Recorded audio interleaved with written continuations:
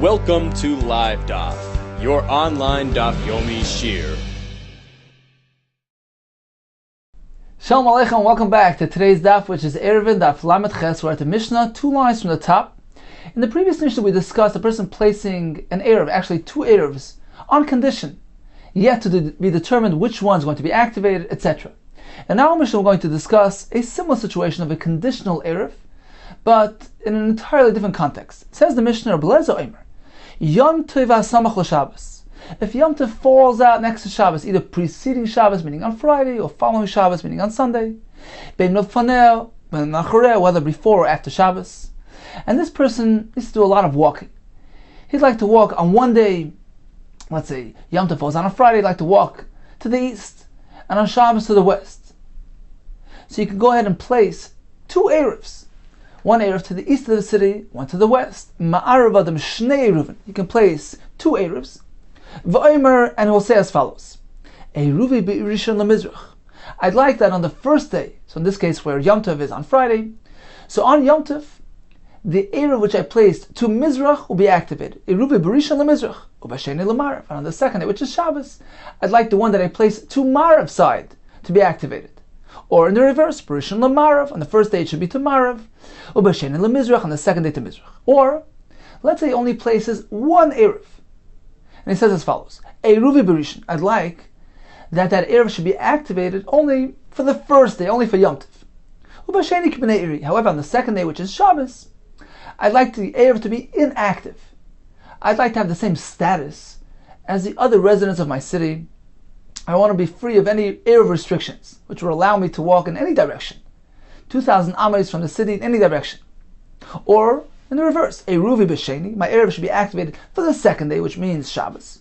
Or Be'irishon k'bnei iri, on the first day, I'd like to be free of my Eruv, inactivated, and I'd like to be like the other members of my city. Let's take a look at Rashi inside, starting from the top of the Amud. Masnisnim Ma'arav Adam Shnei Eruvin. It says Rashi, Mo yitzarech yom harishon. From the first day, he'd like to go leilach lekan, to one direction, v'yom sheni lekan, the second day, in the other direction. Yochel la'arev le'mizrach le'marav, erev yom tov rishon. So erev yom tov, so which is Thursday, he's going to place a double erev. V'omer as follows: Eruv shel mizrach yikna li hayoyim l'tzorech machar. The one which I placed to the east side should be activated, should take effect today, meaning during Ben Hashmashos tonight, l'tzorech machar, for the sake of tomorrow, which is Friday Yom Tov. Ve'eruv shel marav, the one which I placed to Marav side, yikna li Ben Hashmashos l'machar, l'tzorech yom sheni, should be activated on the second Ben Hashmashos, meaning Friday night, for the sake of Shabbos. How can he do that? How can he split the Yom Tov and Shabbos? Says Rashi. Because Sabar Abelezer, he holds Shabbos for Yom Tov, Lav kechad yoyma richaninu. They're not regarded as one continuous day, one continuous entity in Kedusha. Ela shtei Kedushas. They're regarded as 2 separate entities. Ukol chad yoyma islei chad shvisa. Every day has its own personal, so to speak, its own unique shvisa. And therefore, every day has its own kinyan, its own activation of Erev, its own Shabbos residence. And therefore you can have one Shabbos residence for Shabbos and one residence for Yom Tov. And the first Ben Hashmashos, meaning in this case the Ben Hashmashos which precede the Yom Tov, which is Thursday night, will be Kaina Erev for itself, but it's unrelated. It won't carry over to Shabbos, which follows the Yom Tov. So he places this double Erev, one to the east, one to the west, and he says, Eruve be'irishon or b'sheni k'bnei iri. So in the first case, he needed both of them. So he placed one to the east, one to the west, and he chose which one will be activated on which day. In this case, we have Eruve be'irishon or b'sheni k'bnei iri. He only places 1 Erev, and he says, you know what, I'd like it to be activated for the first day. On the second day, I don't need an Erev. I want the Erev to be inactivated. I want to be like the other members of my city. Koloimar. This is what he means to say. Say we switch things around. If he doesn't really need to go in both directions, only in one direction. He only needs to travel on the first day. And the second day, he wants to stay as is. He doesn't want to lose anything. He doesn't want to be restricted because the Erev, although it adds benefit, extends his boundaries to the direction of the Erev, but you realize that you're losing on the other side of the city. Because the Erev becomes your Malkum Shvisa, it's as though it's your home. and you only can go from there 2,000 in any direction, but you can no longer go on the other side of the city. He doesn't want to have that disadvantage. He doesn't want to lose doesn't want to lose his tchum in either direction. So this is what he should say. So he places one Erev in the direction I'd like to walk on the first day. And says as follows. This Erev that I'm placing now, which is Thursday afternoon, Thursday evening, should be activated for the sake of tomorrow for Friday. Ubasheni, however, on Shabbos, I'll be like everybody else in the city, who have not established an Erev for themselves. Or in the reverse. Or if you'd like to go on the second day and on the first day, so you should reverse things. Yoimar should say, this Erev that I'm placing now at the Erev site should take effect during the Ben Hashmashas of tomorrow, Friday night, for the sake of Shabbos. And on Friday, which is the Yom Tov, let me be like everybody else. I don't want to be affected by this Erev. So this Erev should be inactive on the first day and activated specifically for the second day. So this is whose Shita? This is Rebbe Elazar's Shita, who holds Shabbos or Yom Tov is not considered to be Chad Yoimar Richta, one continuous day, one continuous Kedusha. They each one have their own separate entities, separate domain, and therefore one can split things amongst the two. Continues the Mishnah. No, you cannot do that. They regard Shabbos and Yom Tov perhaps like one Kedusha. Therefore, you can't split the two. Either he makes one Erev for both days in the same direction, or none at all. Or he decides to make one Erev for both days in the same direction, or none at all. Which seems to be a repetition. The Gemara will discuss this. Continues the Mishnah. So how is he meant to proceed? For instance, in the case where you have Yom Tov which precedes Shabbos, how is he going to establish his Erev? Moilicha Berishin, so he brings the food, the Erev material out to the Erev site for the sake of the first day for Yom Tov, and he waits there. So he brings the Erev Yom Tov, he waits until nightfall, when the Erev takes effect. So after Ben Hashmashas, it's dark. Now he can go home. He can take the Erev and go back home. The night picks up the Erev and goes back home, because once the Erev has been activated, the activation process, the effect lasts throughout the entire Yom Tov. So you can bring back the food back home.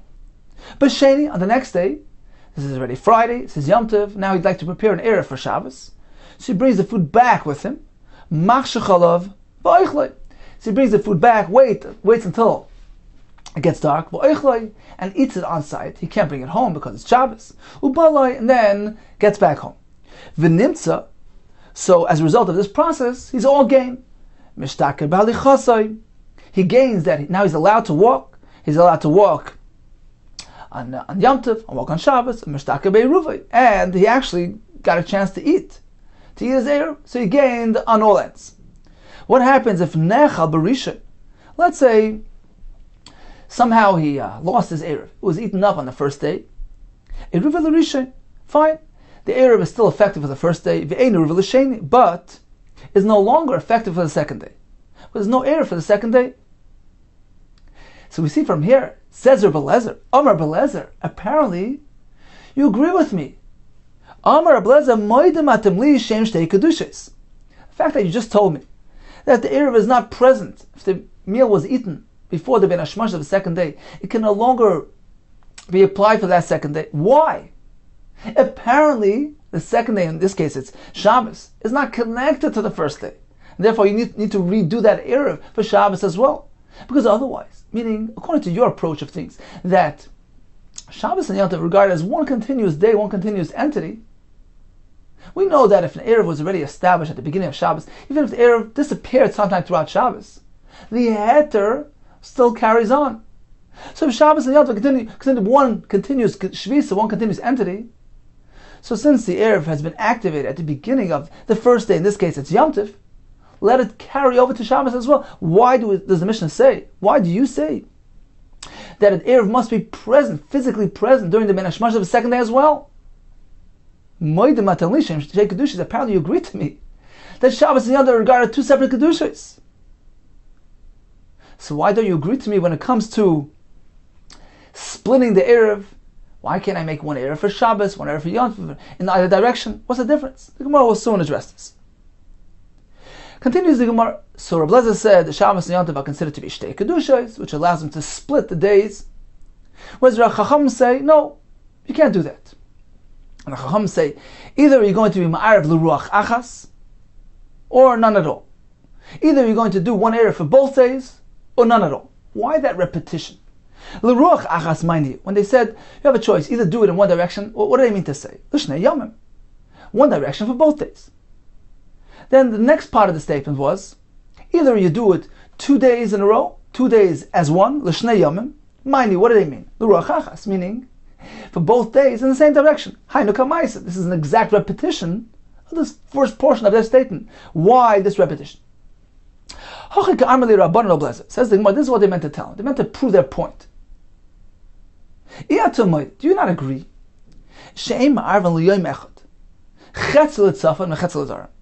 One certainly can't decide, well, I have 1 day, Shabbos. I'm going to split the day into 2. First portion of the day, I'd like to go Litzafan to the north. Second portion of the day to Durham. You can't do that. You can't place an Erev in 2 directions for the sake of 1 day. 1 day is certainly 1 Kedusha. So that's what the Chacham asked Rabbi Lezer. Do you not agree, Yatamoida, that one cannot do that? Amar lehen Aval. So Aval is a loshon of yes, emes. Rashi brings the pasuk Aval Sarishtecha. Hashem told Avram that certainly your wife, she did laugh, and the Targum says kushta, truthfully. So Aval means yes, truthfully. So this is what the Chacham meant. They began by challenging Rabbi Lezer. Do you not agree that when it comes to 1 day, let's agree about that, 1 day only, there's only a Shabbos, certainly it needs to be done the Ruach Achas. You can only do it in one direction. So that's what they began to say. The Ruach Achas, meaning in 1 day, certainly you can only do it in one direction. Amalan Aval, yes, certainly. So they responded, okay, based on that, if you agree on that, just as you can't be ma'arev, when it comes to 1 day, you can't be ma'arev chetzel etzaf and chetzel edarim. So based on that, kach, likewise, ein ma'arev and l'shnei yomim, yoy mechel lemizrach, mechel lema'arev. Likewise, when it comes to the Yom Tov and the Shabbos, who are adjacent to each other, one cannot split the two and decide, well, on 1 day I'd like to walk to Mizrach, another day to Ma'arev. So this was the lengthiness of their response. So if we take a look at the Lashon HaMishnah, which is about 8 lines from the top, we'll see it clearly. Meaning, you agree when it comes to 1 day, you can't split the two, you need to go in one direction, or none at all. Likewise, when it comes to these 2 days of Shabbos and Yom Tov, he also needs to make one unified Erev for both days, or none at all. Says the Gemara down on the bottom, Rabbi Lezer responds to them, how could you compare? When it's 1 day, which you'd like to split, you can't do that. It's one entity, it's one Shvis, it's one Kedusha. Certainly I agree. That can't be done. However, when it comes to the Shabbos and the Yom Tov, who are adjacent to each other, base Kedushas, they're considered to be 2 entities, 2 Kedushas. Why can you not make a double Erev? Amar Rabbi Lezer. So now it's Rabbi Lezer's turn to challenge the Chachamim. Do you not agree in the following case?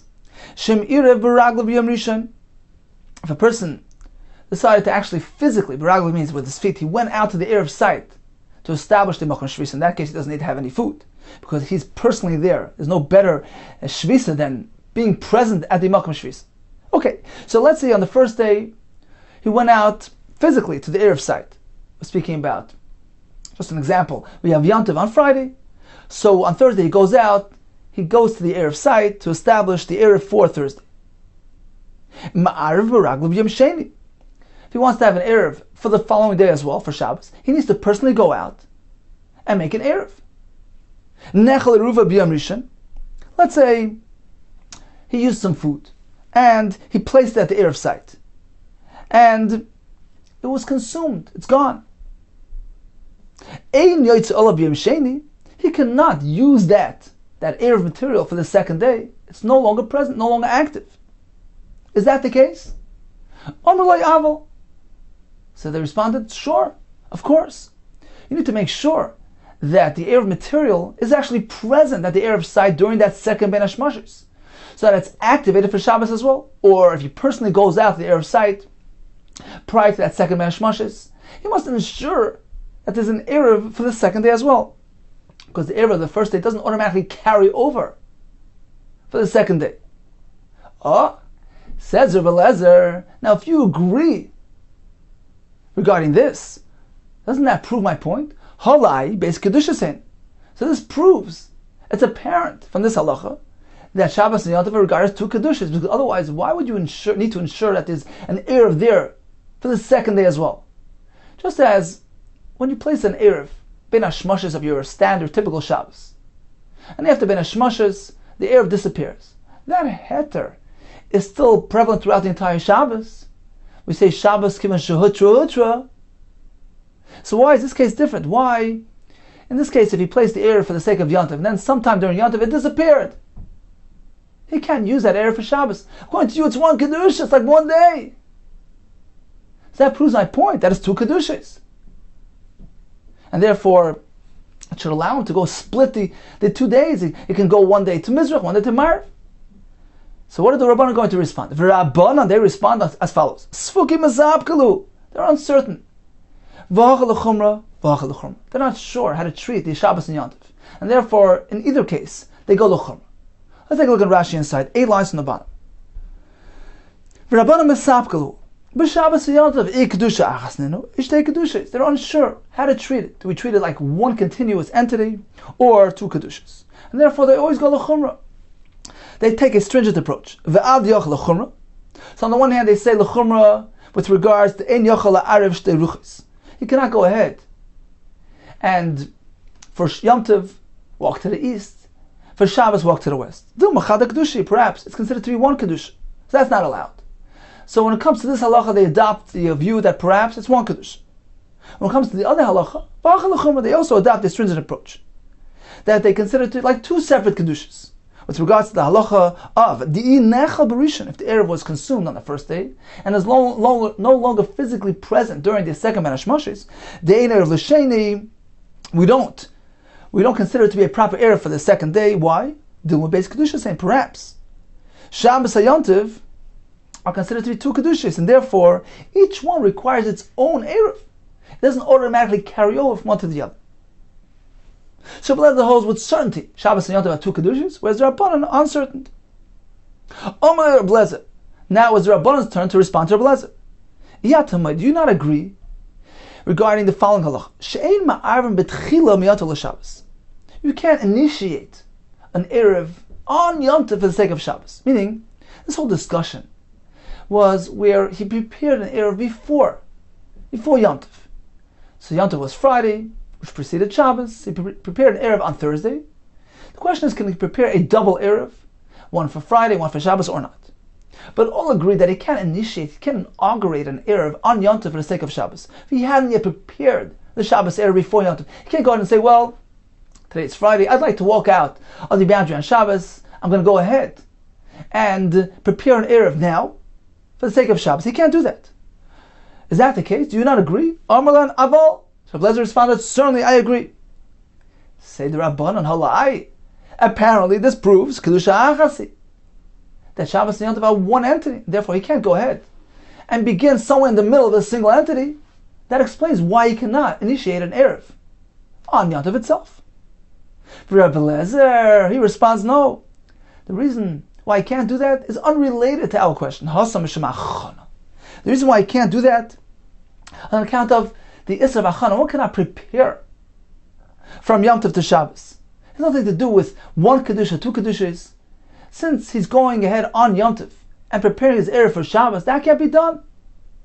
So even if Yom Tov and Shabbos are two separate entities, and technically speaking, he can go ahead and have the Erev for Shabbos even though it wasn't there for Yom Tov. But practically speaking, he can't do it because of the Isra V'Achana. So in summary, we learned about a Yom Tov which is Samach LaShabbos, that either it precedes or follows Shabbos. We have machlokes between Rav Eliezer and Chacham. Rav Eliezer says the Yom Tov, the Shabbos, are regarded as Shtei Kedushas. Therefore, one can certainly place two Erevs, one for Shabbos, one for Yom Tov.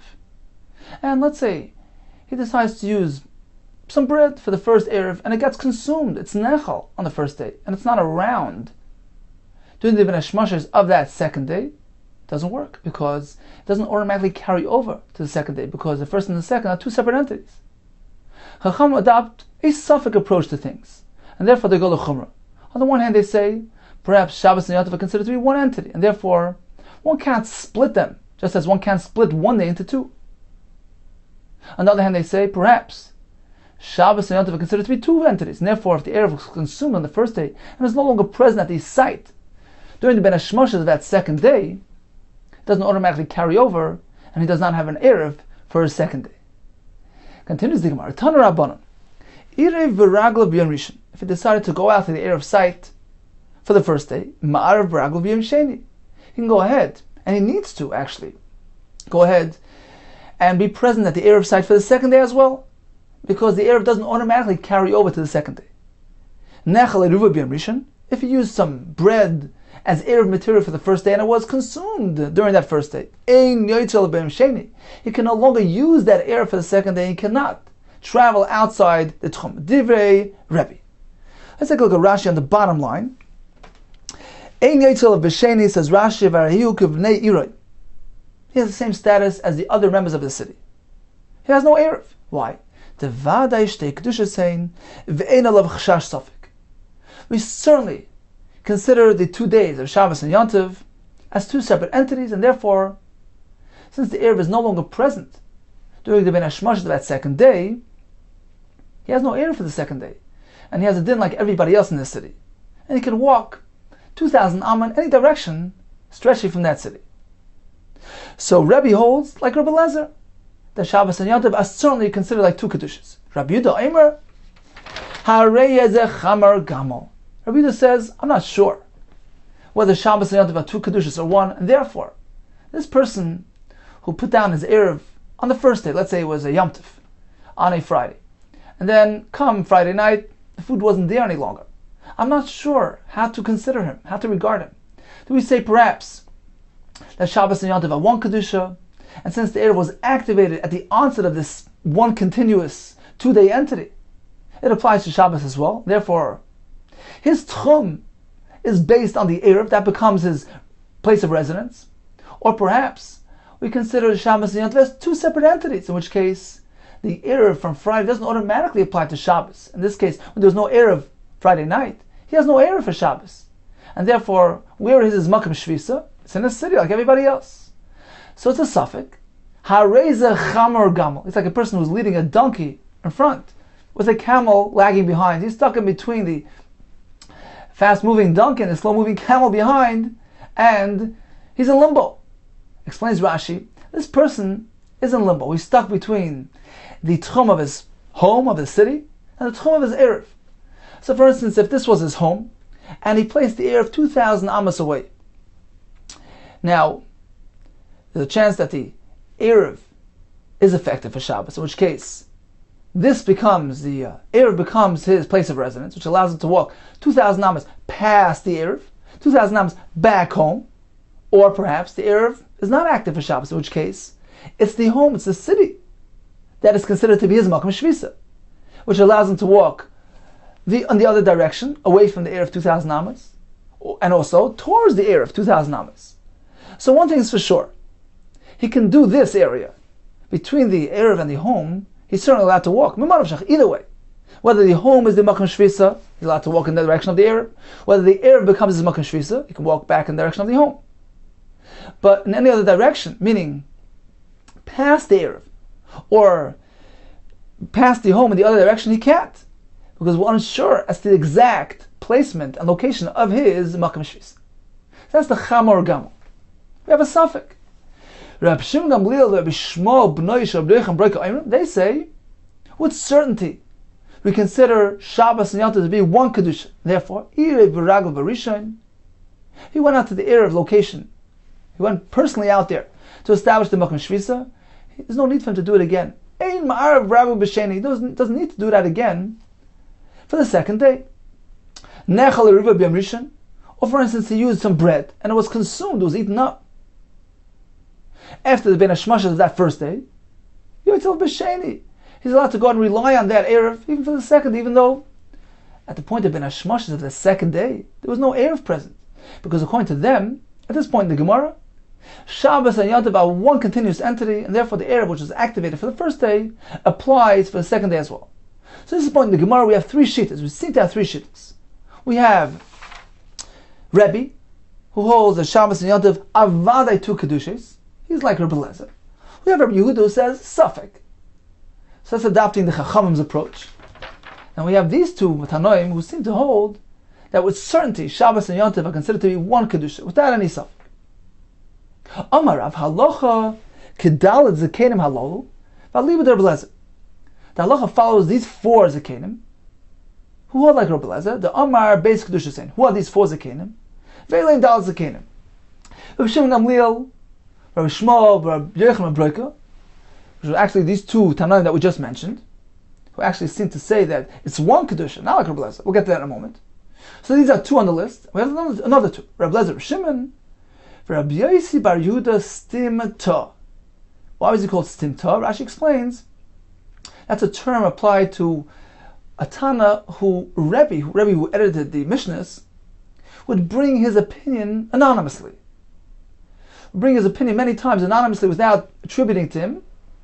It was stam, so this way we follow it without any question, and the halacha follows that shita. So that's why it's called stim ta. In any case, we have these four tanoim on our list who concur with Rebbe Lezer. Shimon Gamliel, Rishwal Bar Breika, Lezer Shimon, Rabbi we could some on a different version of the list. Chad Benayu, Rebbe Lezer.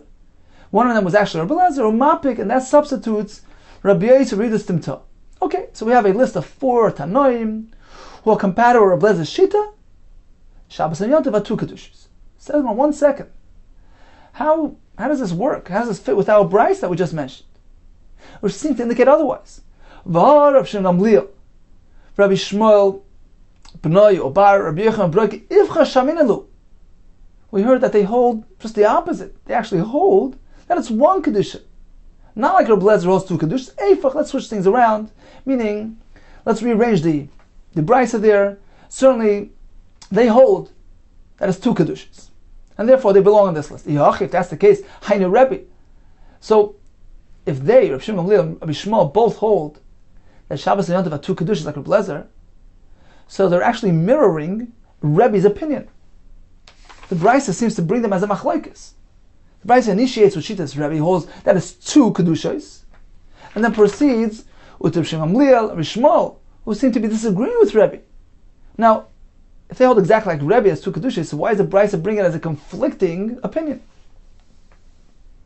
Says the Gemara, Yachi Hainu Rebbe. This is exactly what Rebbe said. Eima v'cheina Rav Shimon Gamliel v'chulu. Let's reword that brayso. It wasn't coming as a conflicting shita, rather v'chein. They're actually coming to support Rebbe's shita.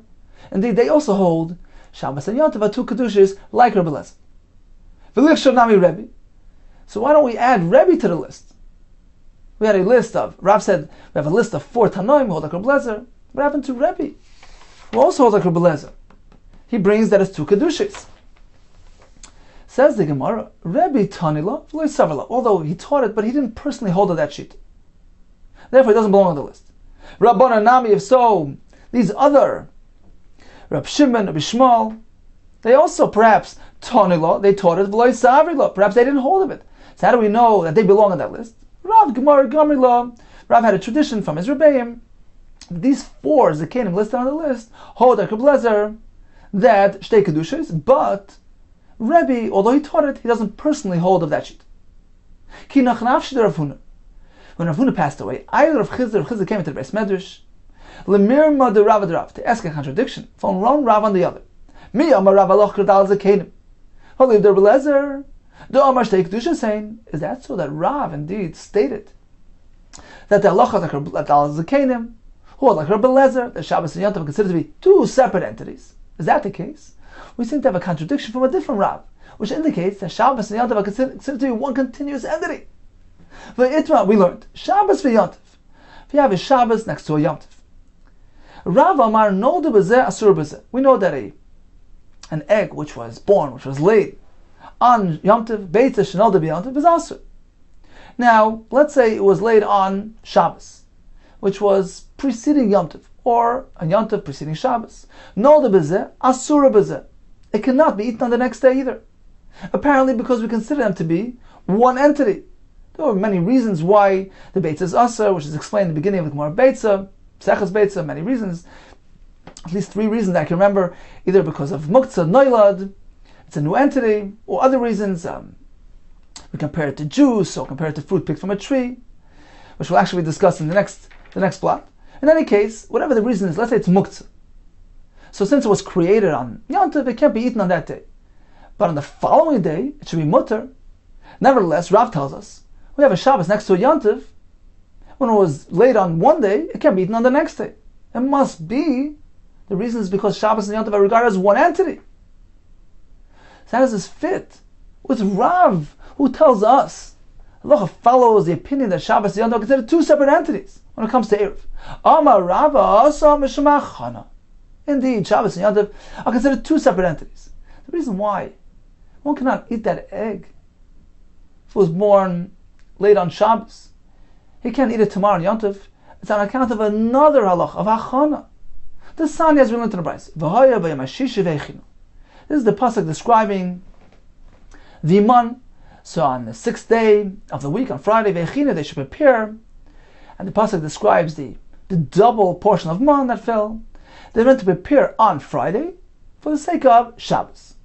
So we learn from here that the Suda, the meal of Shabbos, and likewise Yom Tov, which is also called Shabbos Shabbosain.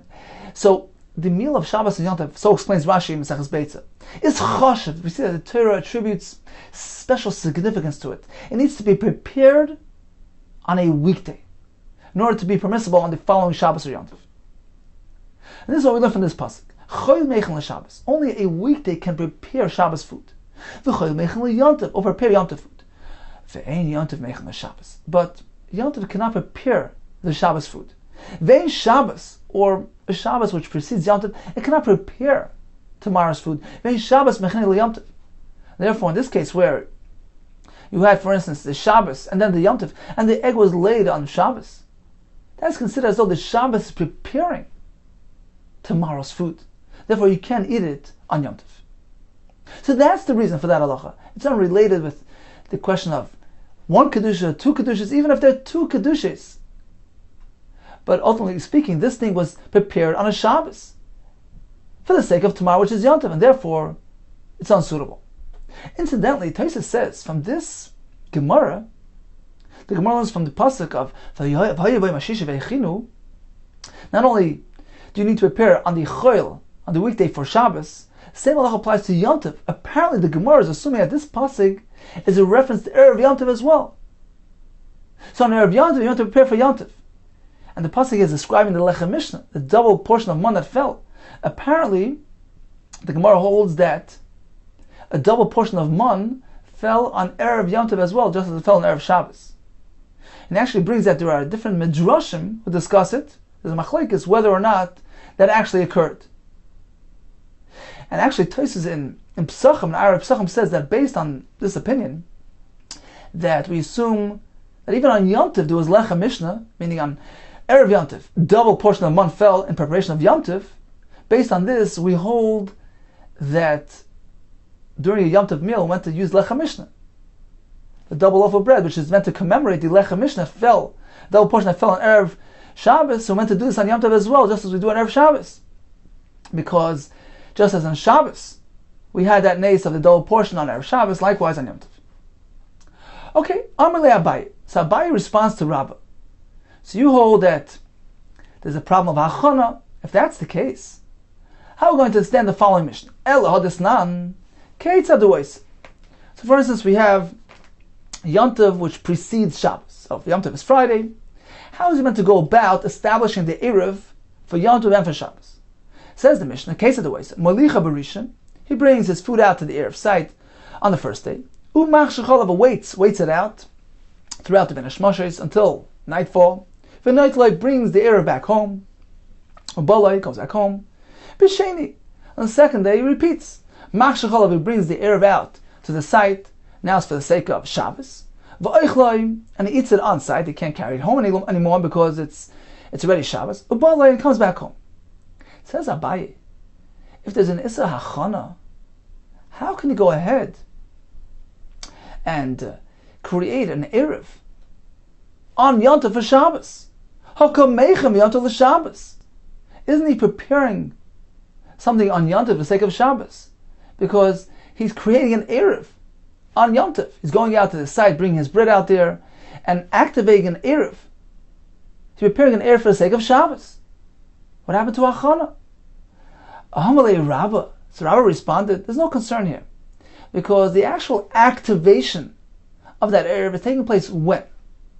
It's actually going to take place, not on Yom Tov, not on Friday.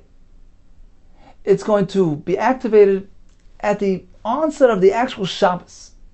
We know Ben Hashmoshes is the time when the Erev takes effect. But which portion of the Ben Hashmoshes?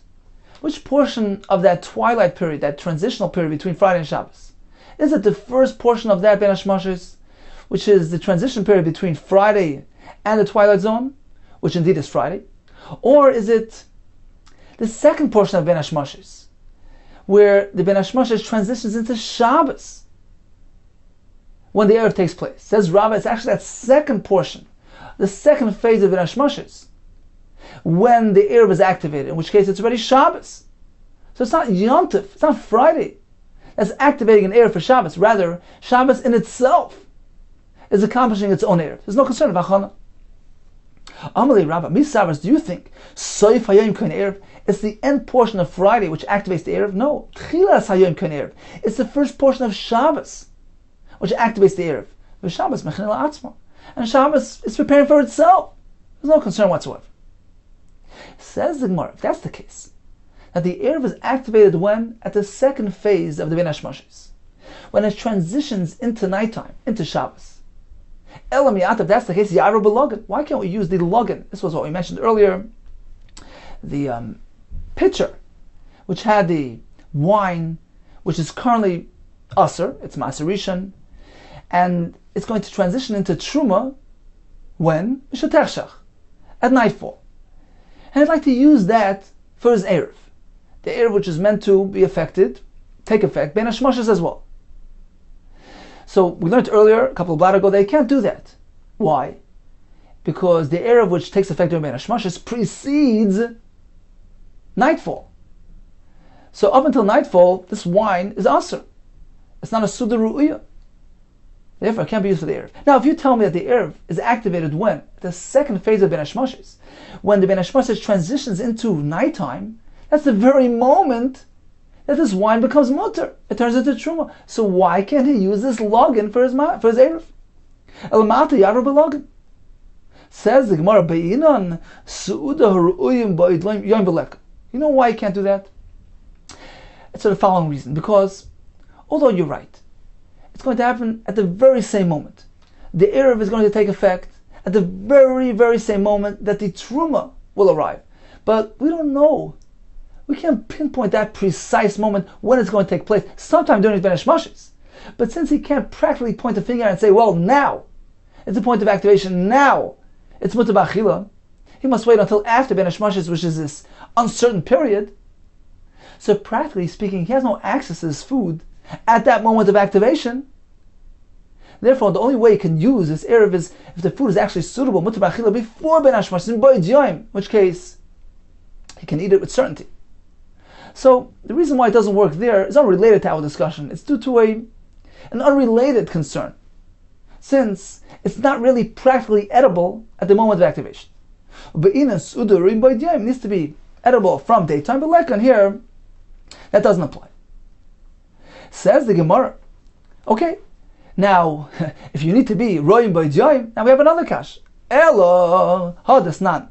How are we going to understand the following Mishnah? This is our Mishnah. Rebeleza Omer Yom Tov Asamach Shabbos. When Yom Tov falls out next to Shabbos, ben milfaneh, whether preceding Shabbos, ben milchareh, whether after Shabbos, Rebeleza holds he can make two erevs because Yom Tov and Shabbos are two entities. Ma'arav of the Maseches Eruvin, he can make two erevs. The Gemara assumes as follows: that let's say, for example, you have Yom Tov on Friday. He's going to place one erev in one direction to the east of the city for Friday, 2,000 amas away from that city. So if he's living here in the city, he places the Erev to the east, 2,000 amas to the east of the city, which allows him to walk an additional 2,000 amma, and also back to the city, 2,000 amma. So that's for the first day for Yom Tov. For the second day, he prepared another Erev, 2,000 amas to the west of the city, which allows him to walk another 2,000 amas from there, because that's his residence, and back to the city, and including the city. Says the Gemara, but if we say that the Suda needs to be roim boijoim, when you establish that Erev, it needs to be edible to you, it needs to be practically accessible, how do you have it in this case? We don't meet this requirement here, because what happens on that first day, when he had the Erev to the east, that becomes his Makom Shvisa. He can only walk 2,000 amas past the Erev, and also 2,000 amas past back to the city. But he cannot access his Erev material, which is situated 2,000 amas the other way. So it's not Royim Boidyayim. How can that Erev be activated for Shabbos if it's not accessible on Yom Tov? Says the Gemara, Haba'inan, don't we require Suda Royim Boidyayim? But Lekin, we don't have it here. Says the Gemara, actually, we're not speaking at a case where he placed the Erev 2,000 amas away from the city. Me Savris, do you think the Manachle B'Seif Al-Payim Amalakan, or B'Seif Al-Payim Amalakan, do you think that he placed the Erev at a distance of 2,000 amma in each direction? Then you would have a problem. Actually, Loi, that wasn't the case. He placed it closer to the city. The Manachle B'Seif Elef Amalakan, or B'Seif Elef Amalakan. What happened was that the Erev to the east was placed only at a distance of 1,000 amma from the city, which allowed him to walk an additional 2,000 amma from there, but also back to the city, and over another 1,000 amma to the place, to the location where he placed the second Erev. So he has full access to that second Erev. Even on the first day, it's considered to be Royim Boidyayim without any concern. Says the Gemara, okay, we addressed that. Let's get back to the concept of Achana. Rabbi says, you cannot prepare, you cannot create something on Yom Tov for the sake of Shabbos that involves Achana. If so, how are we going to understand the following halach? Rabbi Yehuda tells us, name of Brisa. So he's going with Shittas Rebbe Lezer again, that Shabbos and Yom Tov are two entities, and therefore, even if he established an Erev for the first Ben Hashmashes, for instance, we have the Yom Tov on Friday, so it's activated for Friday, but it won't automatically carry over to Shabbos. He must ensure there's an Erev in place for Shabbos as well, because they're two separate entities. If he was Ma'arev with his raglayim, with his feet, meaning he personally went out to the Erev site for the first day, Ma'arev Brag Sheni, let's do the same thing for the second day. Or if he used bread for the first day, Ma'arev Sheni, he'll go ahead and make sure, reuse the bread for the second day as well, make sure it's present at the Erev site. Says the Gemara, okay, let's analyze it. The activation of the Erev is no concern. We discussed that earlier. That happens when it actually enters Shabbos. So Shabbos is actually activating the Erev for itself. There's no concern about that. Now what about the preparation of the Erev material? So if he reuses the same bread he used yesterday, there's no concern whatsoever, because he doesn't have to designate it anew. He doesn't have to say, this is my Erev bread. So he's not really creating anything on Yom Tov for the sake of Shabbos. But in the case where he's physically going to the Erev site, Ma'arev Beragel, the Gemara at this point figures, in order for that to happen, in order for it to be valid, he needs to actually express his intention. He has to say, Shvi Sosibim Kaimi. I'm establishing my shvisa, my residence, right here where I'm standing. Otherwise it doesn't work. In that case, he's designating, he's establishing, he's creating something on Yom Tov for the sake of tomorrow, for the sake of Shabbos. Because he's going out to the site at the end of Yom Tov, right, at Friday afternoon, and right before Ben Hashmashes, he needs to say, this is my Erev site, this is my Makom Shvisa. So he's creating something for Shabbos on Yom Tov. That's Achana. How can he do that? How can he prepare on Yom Tov for Shabbos? The Rabbi responded, there's no concern. Do you think that he needs to go out there and actually express an intention and verbalize it? In which case, it would be considered Achana? No, that's not what he needs to do. The Azal, he goes out, he sits down quietly. He just remains silent, he sits down. He doesn't need for him to verbalize it, to express his intention. The mere fact that he's personally present there, nothing better than that. That becomes his place of residence. So since he's not verbalizing and expressing and designating it, that's not considered to be a creation. He's not fashioning something, and that's not called achana. Says the Gemara, is that okay just to go out and remain silent? Come on, whose shita are we following? Rabbi Yochanan ben Nuri? The Amar who says, Cheftzei hefker koinen shvisa, ownerless objects acquire shvisa? Let's take a look at Rashi to understand this comparison. 4 lines from the bottom. Rabbi Yochanan ben Nuri, come on, b'misha itzu in the other parak. Ka'amar Rabbi Yochanan says, the yoshen, a person who is asleep during Ben Hashmoshe, sitting out in the wilderness, and he's asleep, he's unaware, he's not cognizant of the fact that it's Ben Hashmoshe and it's time to acquire your Shabbos residence, he's sleeping. Rabbi Yochanan says, koine shvisasai. He acquires a makom shvisa, that becomes his Shabbos residence, he's allowed to walk from there 2,000 amma radius. Even though he can compare it to an ownerless object. She'ena the maklam shvisa. So you have a chayfetz of hefker, who nobody grants a shvisa, meaning something which belongs to a person, his own possessions certainly have the shvisa of the person. That can be transported throughout the boundary that the person can walk. What happens to a chayfetz which is hefker? There's nobody giving it shvisa. Rabbi Yochanan ben Nuri holds, even a chayfetz of hefker acquires shvisa. Where it is, Ben Hashmoshe, that becomes its makayim for Shabbos, and can be transported 2,000 amma radius. A person who's sleeping likewise has the same din. It's regarded similar to a chayvetz hefker, even though he's unaware. He's not cognizant, he's not conscious of what's happening. He gets shvisa where he is. Says the Gemara, apparently we're following Shitz Rabbi Yochanan ben Nuri. If you tell me that person could simply go out to the makom shvisa and not express his intention, it seems like we're following that Shita Rabbi Yochanan doesn't need that intent to be kind of shvisa. Because according to the Rabbanan, who require a person to be awake and aware of what's going on in order to acquire shvisa, it would appear that in order for a person to acquire shvisa, he needs to express and verbalize it. Just merely being there is not enough. Says Umar, no. Afilu teima Rabbanan. Even if you'll say we're following Shita's Rabbanan, it will be okay. As long as he's out there and he's aware of what's going on, he can verbalize it if he wants to. He doesn't need to actually verbalize it. It's mutter even according to Rabban. Afil teim Rabbanan ad kam loy pligi Rabbanan lei. To Rabbi Yochanan ben Nuri, it's only over there that the Chacham disagreed with Rabbi Yochanan. El biyashen, a person who's sleeping, delay matzi yomer, has no ability to speak. He's unaware. He's totally not cognizant of what's going on. Therefore, they hold he's not kind of shvisa. Aval ben nir, a person who's actually awake. If he would like, he can verbalize and express his intention. In this case, there's no need to actually verbalize it. Even he didn't actually say it. Come on, we regard as though he said it, meaning as long as he's aware of what's going on, he's awake. He doesn't need to actually verbalize, and therefore, if he's allowed to do that, then there's no achana. Since he's only being present there without actually expressing it and saying it and verbalizing, designating it, there's no concern of achana. He can do that even on Yom Tov for the sake of Shabbos. Amalei Rabba bar Rav Chanan Abai. Rabba bar Rav Chanan told Abai as follows: if Mar, the master, meaning Rabba, who introduced us to this concept of achana, that one cannot actually fashion an Erev on Yom Tov on Friday for the sake of tomorrow, for the sake of Shabbos, but he may personally go to the Erev site if he doesn't verbalize and express his intentions. Since he's not fashioning and designating anything, even though he's doing a preparatory act, that's okay, that's not called achana. So Rabba Rav Chanan told Abai, if Rabba would have heard the following brisa, which indicates that even that is asur, one cannot even do a preparatory act, he would have changed his mind. The following brisa: one may not take a stroll to the edge of his field on Shabbos, to go examine the field's needs, what type of malacha is going to be needed tomorrow. You shouldn't do that, because he's preparing for malacha.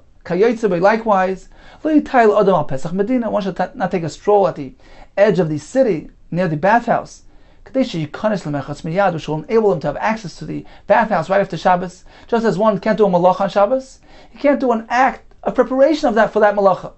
So likewise, in the case of achana, if creating, fashioning an erev on Yom Tov for the sake of Shabbos is asur, so even merely preparing that erev through a low-level preparatory act, like going out to the erev site, that's also asur. It's a din d'Rabbanan. One cannot prepare for Shabbos on Yom Tov. So if you would have heard that this brisa hadabe, you would have changed his mind. Says Gemara, actually not so. Shmiele, he heard this brisa, he knew about this brisa, and he still didn't change his mind. Why? There's a big difference between both cases. Hasam muchachamilsa. The case of the brisa is describing scenarios where it's pretty evident and obvious what he's trying to do. Why is he strolling around this field? Why is he standing at the edge of the city? It's pretty obvious that he's preparing for malach, and therefore it's awesome. However, in the case of the Erev, where he's strolling around in the wilderness, lav muchamilsa, it's not evident and obvious what his intent is. Perhaps he's just taking a stroll. People will say, his learning dragged him. He got overly involved in learning. If he's an Amaretz who's going to make his Erev, people will say, well, he lost his donkey and he's going to find his donkey. So since it's not something which is obviously related and linked to the creation of an Erev, for tomorrow, there's no concern whatsoever. Let's take a look at Rashi from the top line. Leitayil Adam. B'Shabbos or b'Yontiv Samlach Shecha, close to darkness. You shouldn't take a walk at Pesach Medina till the edge of the city. To get close to the bathhouse. Lios mezuman likonis. To be available to enter right when it gets dark. Alma, apparently we see from here. Afagav, he's simply just walking. He's not doing anything. He didn't verbalize anything. Also, it's still also because he's preparing for something unsuitable. V'gabe Erev, likewise by the Erev, ibn dibur of Asr, if you would agree that speaking would be Asr because he's fashioning the Erev, it's considered to be mishum achana because he's preparing for the next day. B'shtikusa nami of Asr, even if he does it silently, he's preparing for tomorrow. Says what is the difference? In the case of the strollers, mucha milsa, the my boy today, what's he doing by his field? If not for the fact that he's coming to examine, and that's Asr. V'rachmana amar mimtzei chevtzecha. One is not meant to be involved in his personal activities, his malachas, his weekday activities. Likewise, when he goes to the edge of the city to get to the bathhouse. But if he's simply going out of the city to the boundary, it's not obvious that he's going to prepare for tomorrow's Erev. People won't fathom that's his intent. That his learning pulled him out. He's totally involved in learning, he's engrossed, and that's why he wandered that far. Or if he's not Ma'aretz, I'll say, his donkey got lost, he's going to find the donkey. That's allowed even on Shabbos. One's allowed to bring back his donkey. Therefore, it's allowed. But something which a person cannot do on Shabbos, certainly one cannot prepare himself for that matter. But that's only if it's obvious and it's evident that he's going to do that. But something which can be interpreted merely as a person taking a walk, looking for his donkey, or overly engrossed in his learning, in which case it's not clear and evident that he's preparing for tomorrow's Erev. In this case, it would be mut. So in summary, Rabbi taught us about the concept of achana. So if you had an egg that was born, that was laid on Yom Tov, you can't eat it tomorrow on Shabbos because it was prepared on a non-weekday. And the food that's going to be eaten on Shabbos and Yom Tov needs to be prepared on an ordinary weekday. We learned that the Erev, which is establishing on Yom Tov for the sake of Shabbos, doesn't really involve any concern because the activation of the Erev, the kinyan of the Erev, for the sake of the next day, gets activated the second phase of Ben Hashmoshes, which is the commencement of that second day. We learned that if a person brings back that bread that he used for the first day and he puts it back in the Erev location for the sake of the second day, there's no concern because he's not actually verbalizing anything. He's just placing the bread down and keeping quiet. Likewise, if he personally goes out to the Erev site for the second day and does so silently, there's no concern because once again, he's not designating, he's not verbalizing anything. And since he's only doing it quietly, and as the Gemara concluded, there's nothing that's making it obvious to anybody that he's doing it for the sake of the Erev, there's no concern of achana whatsoever. Okay, time for a brief review of today's daf. We discussed a case where Yom Tov is adjacent to Shabbos. Rav Lezer says Shabbos and Yom Tov are two kedushas, therefore he can place an Erev for Shabbos and an Erev for Yom Tov in two different directions. If his Erev was consumed on the first day, it's no longer valid for the second day. He must make sure that the Erev is present for the second day as well. According to the Chachamim, they have a suffix whether Shabbos and Yom Tov have one or two kedushas, and therefore they say like this. We always go to Chumrah. One cannot split them. You can't place an Erev on one day in one direction and the other day in the other direction, because perhaps they're one Kedusha, they're one continuous entity. And they also go to Chumrah in the other halacha. If the Erev that was placed at the location for the first day has been consumed, it cannot apply for the second day, because perhaps Shabbos are two Kedushas, and therefore the Erev must be present on the second day as well. Rabbah introduces us to the concept of Achana, which applies either if it's something being created on one day for the next, or if it's something which is obvious and evident, but otherwise it would be mutter.